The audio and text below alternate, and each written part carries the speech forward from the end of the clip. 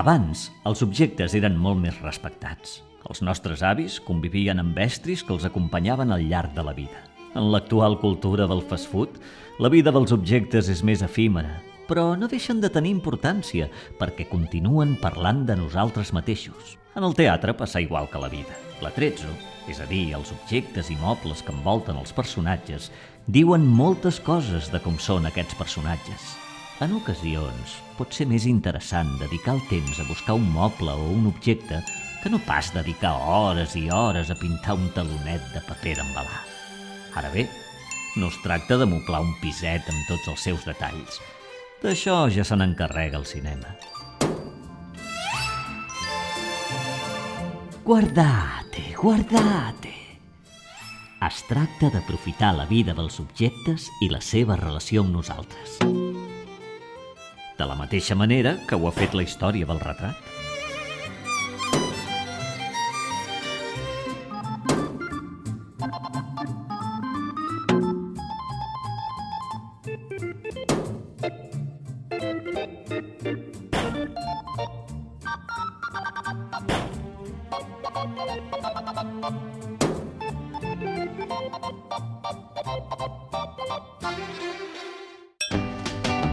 El poeta rus Brusov va escriure a finals del segle XIX: no hi ha diferència entre posar a l'escenari un rètol en què digui bosc i construir un decorat d'un bosc, perquè tot el que es pot aconseguir és el símbol d'un bosc.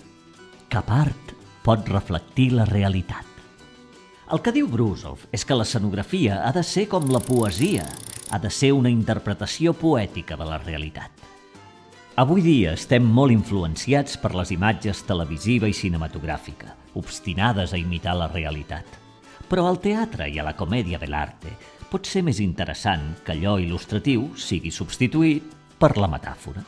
Per exemple, antigament, quan un actor de la comèdia apareixia a l'escenari amb un llum a la mà, l'espectador s'imaginava que l'escena passava de nit.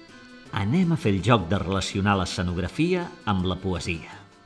Comparem la feina d'alguns escenògrafs en muntatges d'obres de Goldoni amb les figures literàries que fan servir els poetes. Per exemple, l'el·lipsi és un recurs expressiu que consisteix a suprimir paraules que no són necessàries per entendre el sentit de la frase. Això és exactament el que va fer Fabià Puigcerver a un dels últims vespres de Carnaval de Goldoni. L'únic element arquitectònic que abraça l'escena és la galeria de columnes i es mostra com un resum estilitzat d'un edifici venecià.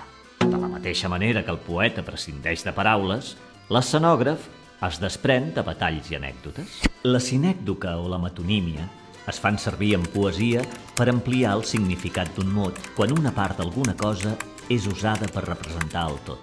Al muntatge, també del teatre lliure, de la serva amorosa, l'escenògrafa Montse Amenós utilitza un fragment per representar una totalitat.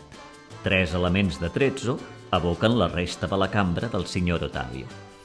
Per als poetes, l'equívoc és la paraula que es pot interpretar de 2 o més maneres. Per l'espectador del muntatge d'Animalario Argelino, servidor de dos amos, el mur de l'escenografia pren 2 significats: les parets interiors de la fonda i alhora el paisatge venecià. L'escenògrafa Beatriz San Juan mostra al mateix temps el dins i el fora.